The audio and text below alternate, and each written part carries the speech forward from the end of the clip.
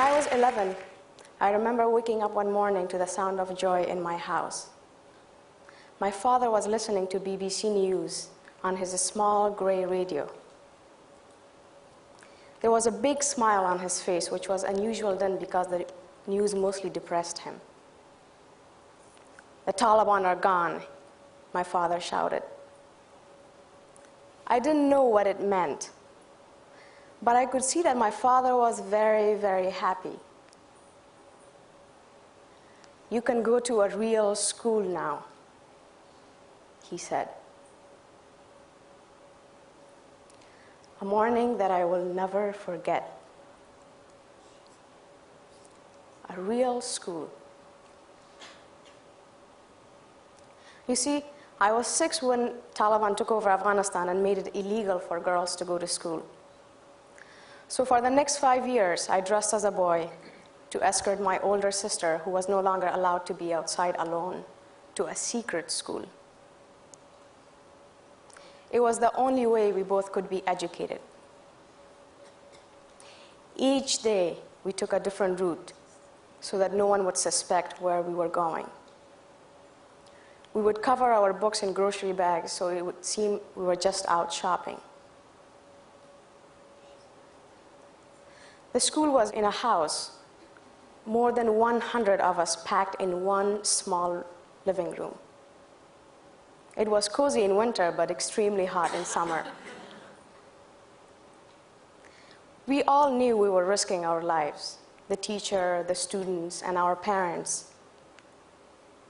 From time to time, a school would suddenly be canceled for a week because Taliban were suspicious.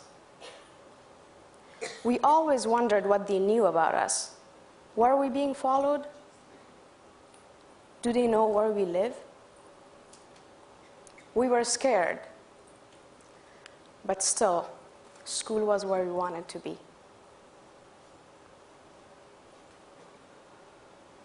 I was very lucky to grow up in a family where education was prized and daughters were treasured. My grandfather was an extraordinary man for his time. A total maverick from a remote province of Afghanistan, he insisted that his daughter, my mom, go to school. And for that, he was disowned by his father. But my educated mother became a teacher. There she is. She retired 2 years ago, only to turn our house into a school for girls and women in our neighborhood. And my father, that's him. He was the first ever in his family to receive an education. There was no question that his children will receive an education, including his daughters. Despite the Taliban, despite the risks. To him, there was greater risk in not educating his children. During Taliban years, I remember there were times I would get so frustrated by our life and always being scared and not seeing a future. I would want to quit. But my father,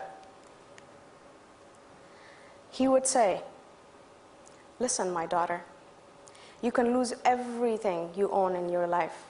Your money can be stolen. You can be forced to leave your home during a war. But the one thing that will always remain with you is what is here. And if we have to sell our blood to pay your school fees, we will. So do you still not want to continue?" Today I'm 22. I was raised in a country that has been destroyed by decades of war. Fewer than 6% of women my age have made it beyond high school.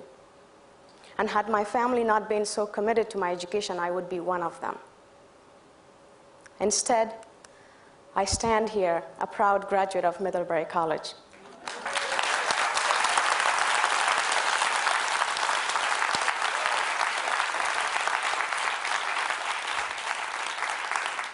When I returned to Afghanistan, my grandfather, the one exiled from his home for daring to educate his daughters, was among the first to congratulate me.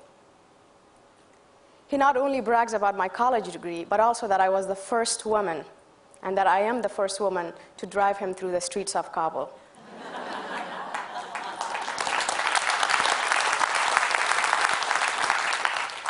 My family believes in me. I dream big, but my family dreams even bigger for me.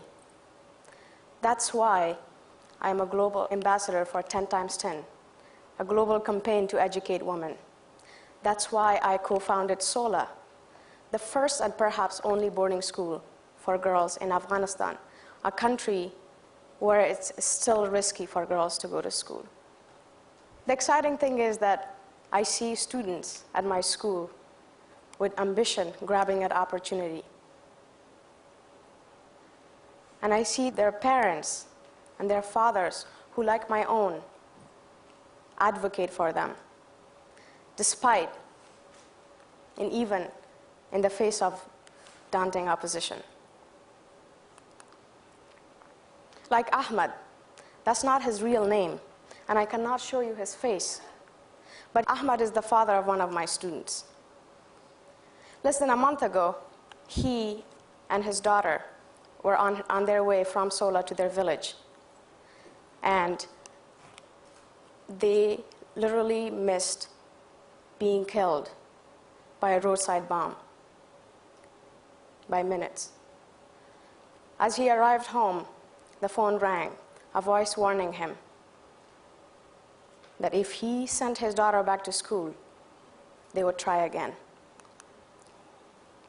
"Kill me now if you wish," he said, "but I will not ruin my daughter's future because of your old and backward ideas." What I've come to realize about Afghanistan, and this is something that is often dismissed in the West, that behind most of us who succeed is a father who recognizes the value in his daughter and who sees that her success is his success. It's not to say that our mothers aren't key in our success. In fact, they're often the initial and convincing negotiators of a bright future for their daughters. But in the context of a society like in Afghanistan, we must have the support of men. Under the Taliban, girls who went to school numbered in hundreds. Remember, it was illegal. But today, more than 3 million girls are in school in Afghanistan.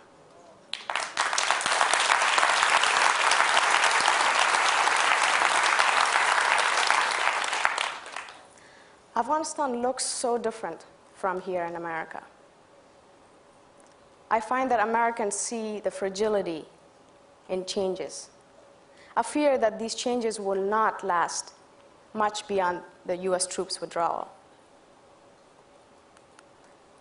But when I'm back in Afghanistan, when I see the students in my school and their parents who advocate for them, who encourage them, I see a promising future and lasting change. To me, Afghanistan is a country of hope and boundless possibilities. And every single day, the girls of Sola remind me of that. Like me, they are dreaming big. Thank you.